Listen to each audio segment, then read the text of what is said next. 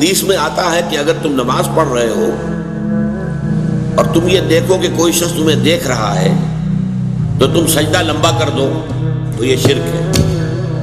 پہلے تمہارا سجدہ فرض کیجئے 10 سیکنڈ کا تھا، جب تم نے دیکھا کہ کوئی تمہیں دیکھ رہا ہے اب آپ نے 5 سیکنڈ کا اضافہ کر دیا، 15 سیکنڈ کا سجدہ کیا۔ یہ 5 سیکنڈ کس کو سجدہ کیا آپ نے؟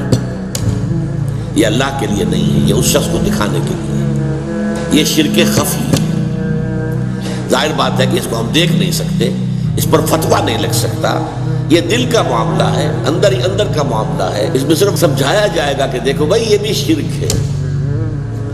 حضور نے فرمایا کہ شرک خفی کو پہچاننا اتنا مشکل ہے جتنا کہ کسی گھپ اندھیری رات کے اندر کسی سیاہ پتھر پر چلنے والی سیاہ چیونٹی کو دیکھنا مشکل ہے۔